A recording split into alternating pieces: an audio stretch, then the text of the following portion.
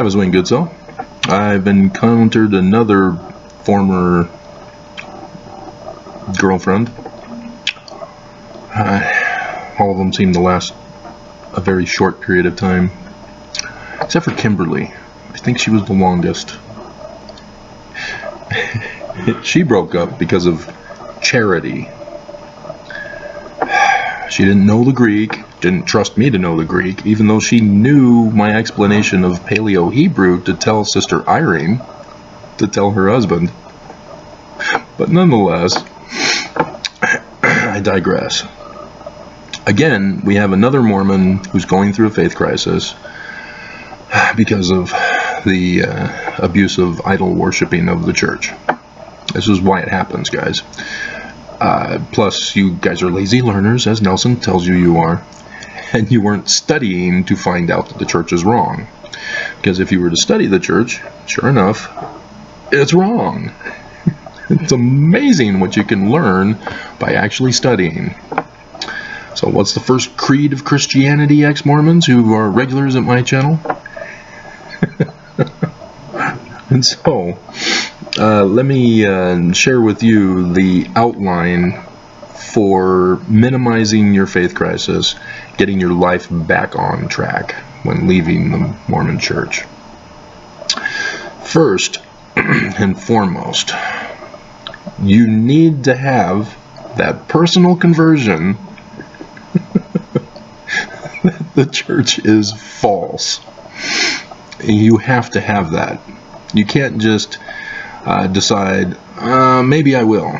Because if you just do it and you don't have a conversion in your mind,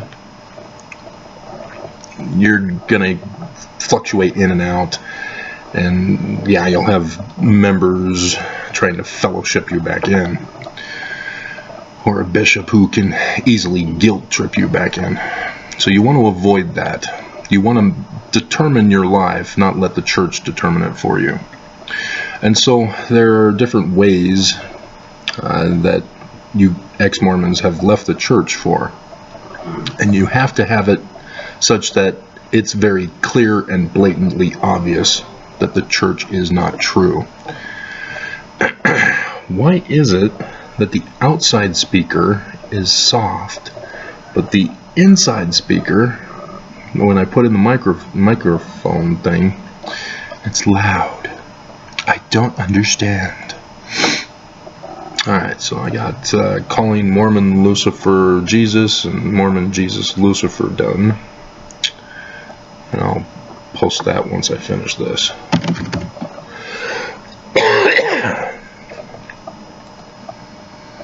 So, I do not like a beard. Needs to go. But I need a place to stay. As this place is not our home. We are not allowed to call it home and settle in. So, for James Huntsman, it was because the church had been lying about church history, specifically about the rocks in a hat. And then he blew it because he didn't fully understand the rest of the stages that I've gone over. And so he didn't understand that tithing is a protection racket and is not a donation. But that could be part of the crime, which is the other one. Lying, crimes, abuse. Those are all clear-cut examples of where the church is not true. And when you find out about any of these, you can even justify it by going to section 121 of the Doctrine and Covenants. Many are called, but few are frozen. Amen to the authority of this church. And so it doesn't matter if you don't have the knowledge that I do about the real church history and how Brigham Young wasn't even authorized to be president in the first place to succeed Joseph Smith. Doesn't matter. What matters is you currently know that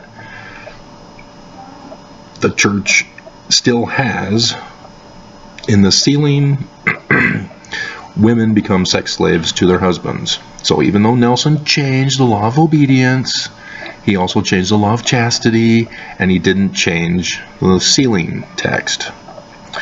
And those reveal that the church is still wanting to implement or bring back some of the old crimes of yesteryear that the church claims, oh, we don't do that anymore. We're now good. You can't put old wine or new wine in old bottles, wineskins technically, and you can't put you can't whitewash a sepulcher. You can't, it just doesn't work. You cannot produce good fruit from a bad seed. You can't produce good fruit from a bad seed. You can't produce bad. Well, you can produce bad fruit from a good seed, but it's bad, and therefore you know it's bad. But anyway, you understand, right? And so the church lying to you, saying that we're not Jewish, that we're Christian with Jesus, that should be sufficient for you. For me, if you actually want to know, it was finding out that Brigham Young ordered the murder of Joseph Smith, because that's what got me started into doing a thorough research of church history. Is my neighbor Bill Blunt was in Sunday school.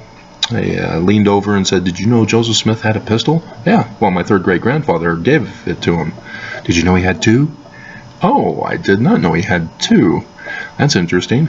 And so I began doing research on the Carthage jail assassination, and going over the forensic evidence, I stopped and went, "Oh crap, I need to go back to the beginning." Vizzini said I must go back to the beginning, and the beginning is where I must go. Anybody want a peanut?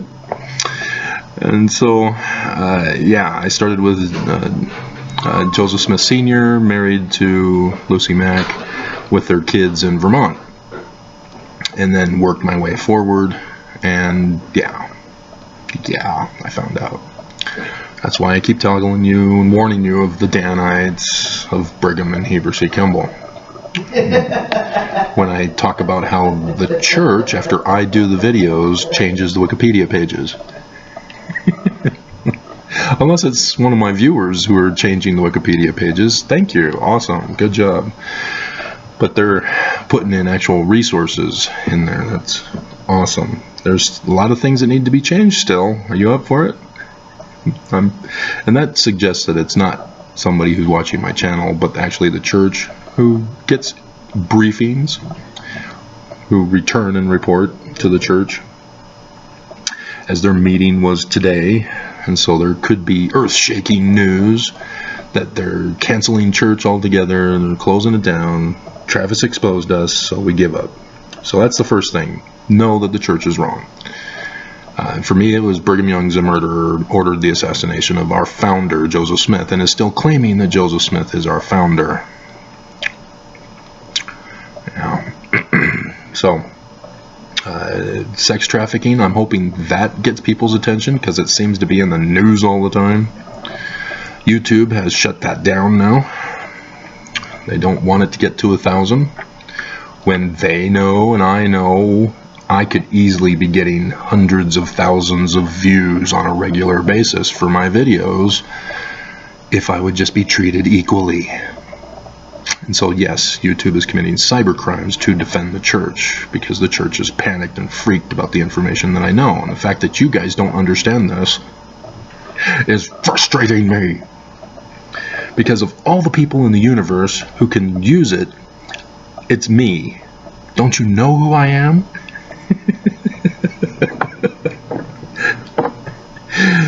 Hilarious. Okay, once you now know the church is not true, you now have to do what alcoholics and addicts have to do. You need to purge your life of alcohol for alcoholism, smoking cigarettes for smokers, drugs for druggies. You now have to purge the idols of Mormonism in your life. And this is different depending on the Mormon. There are some typical standards when you go walking into a Mormon household. You'll see the temple and the prophets on the walls and the Mormon Jesus. Yeah, all of that's got to go. Because those are holding you back from being free. The church is wrong. It is not the true church. So all those idols have forced you into committing idolatry. Idolatry is the belief that those images and other objects have moral, spiritual powers, and that they can then bestow them upon you for possessing them. And so you put up the pictures of the temple and the prophets because you think that having those in your home brings the spirit. Ta-da! You're an idol worshiper! Congratulations! Tell them what they receive, Bob! Well, you get a trip to hell!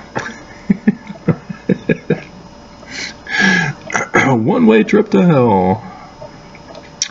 Well, and so, yeah, you need to identify what the Mormon church had chained you with. You got to break the chains of Mormonism.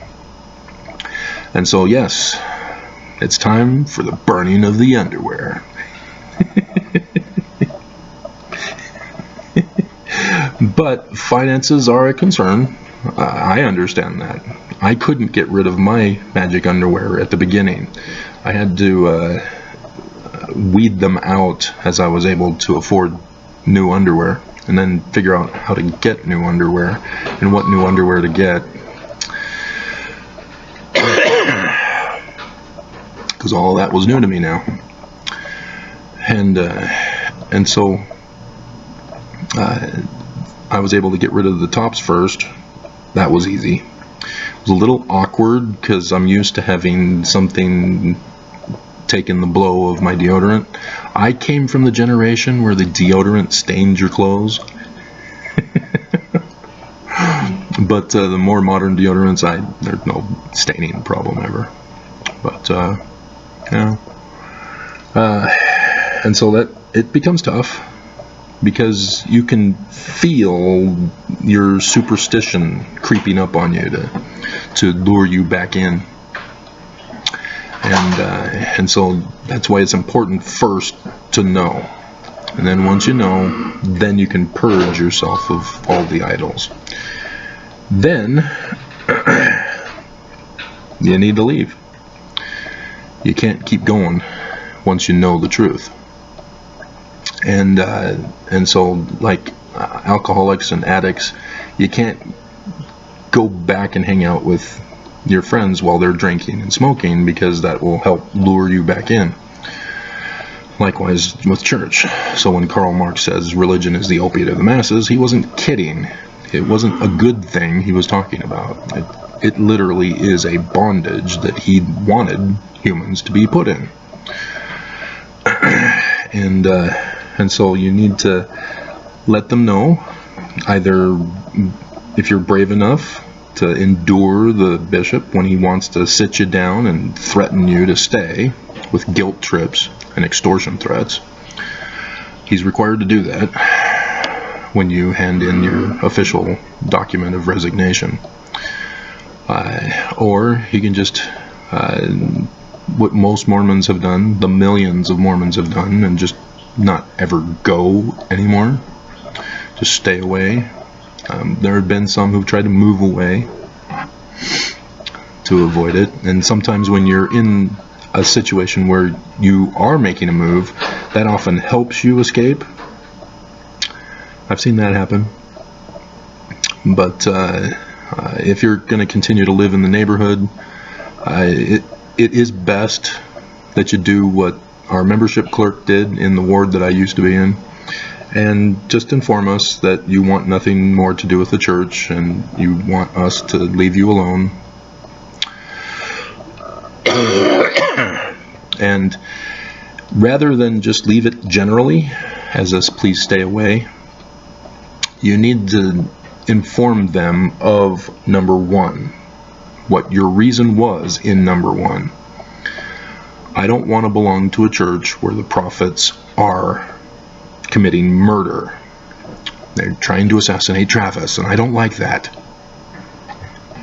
Right? You're all leaving the church because you're upset that the church is trying to assassinate me, right? But I hope you get the idea. If you find out that we're not supposed to be Christian, we're supposed to be Jewish, tell them. Joseph Smith said we were Jewish, and the church has been lying to me my whole life, telling me that we're supposed to be Christian with Jesus, whom was created by Constantine in the first creed talked about in the first vision. And so tell them your testimony. This is where you bear your testimony to Mormons that the church is not true. See, we're using their tactics against them. Because you may be able to free and rescue Mormons in the process of this. And especially your family, as many of us have had family problems who've attacked us once we've left. And so understand, if you don't tell them your number one reasoning, they will assume, and maybe even vocally express, that your number two is the cause for your leaving. See, that's why number one has to come first, because they're going to accuse you of going apostate for not studying your scriptures, not praying, not attending church, not attending the temple, etc. They will use the number two reason against you. I noticed that you didn't have the picture of the prophet up on your wall. I knew you were falling away from the church. They will do that to you. So it's important to do these in order and to do them thoroughly. Then, number 4, you need to know what kind of morality you want to live. Because many Mormons use the threat with the guilt trips if you don't tell them the number one, that they'll try to scare you back, saying that, oh, you're going to start having sex orgies and murder people and watch R-rated movies and drink Mountain Dew. That's the kind of fear tactics they will put into you to get you to come back. As the church already does that to us. And so this is where you need to understand, no, you don't need to become a hedonist. You can have moral standards and values. I would recommend not committing crime. That's a pretty good basis for a moral theory, a moral practice and implementation in your life. Don't try to murder people, don't steal from people, don't lie to people, don't commit any kind of crime against other people. And in so doing, that will be a good starting foundation. You don't want to get to the extreme, creating subcategories within those, because that's what the Pharisees did, that's what the church does, and that's where hate comes out. It's those hedge laws, as they're also called, that result in people forgetting the law of love, and they start to hate people. And so just stick with the basics. Don't commit any crimes against anybody. And that should be a good enough morality to explain to a Mormon who then is concerned about you. I'm not going to commit a crime. And what you need to understand is, knowing the church ain't true and has no authority, therefore there is no authority on the face of the earth. And so there is no higher law of God by which you'll go to the celestial kingdom with. And so until there's a restoration, which the restoration you will know, because it won't require you to have hedge laws that will leave you hating people. And so that should be simple enough for you. I don't recommend joining another religion, because that's falling back into the same trap. It's like, instead of doing whiskey, you decide to do light beer. That just, no. All religions are based on the idolatry principle. They just have their different idols for the various churches. So like I said, until there's a restoration of the ancient order of the Egyptians from its origin, I wouldn't even worry about which church to join at this moment in your life.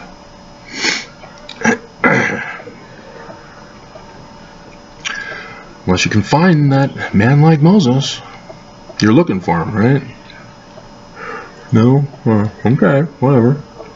And so then the final step. Once you are at this fourth stage, you've decided you're not going to commit crime. You're not going to lie to people about Jesus being the Mormon Christ and the church is true. You're now needing to live it. You need experience now. You need to produce the results of the new life you've chosen to live. And you will see in the course of time those results, and you will be able to judge whether those results are good or bad. And if they're bad, oh dear God, what the hell happened? Well, I thought a little white lie was okay. Yeah, and so you go back to number 4 to reevaluate your morality. And for the most part, I can assure you that if you don't commit crimes, you'll be fine. It's only abusive people who take advantage of innocent people that you have to be wary of, because here in Utah, they love to arrest innocent people and force a confession out of them so that they can process you in their bondage of lies and hold it against you in the future whenever they need a scapegoat. And so, yeah, by their fruits ye shall know false prophets as well as true prophets. So, yes, that's number 1, is that you're now going back to the beginning to know if the life you've now chosen is correct or not. And and if it's not correct, then yeah, you need to still go through and purge what needs to be purged. You need to, leave, cast it out, let other people know, so that they don't assume that it was because you purged, and then develop your morality and blah blah blah. So, yeah, those 5 things, and that should help you through your faith crisis with the Mormon Church once you come to know. And so hopefully ex-Mormons are not leaving just because they interpret something as bad. What I've heard is not the case, and the church is not true, so yet pretty much everything is bad. Everything. Even the primary songs, everything needs to be re-evaluated in our lives. And though the music itself are not an idol, it's how we use it. If we believe that it has moral, spiritual powers, like, oh, when I'm feeling tempted to drink a Mountain Dew, I sing a primary song. When I'm tempted to have sex with a woman, I sing a primary song. I have 2 little hands folded snugly and tight.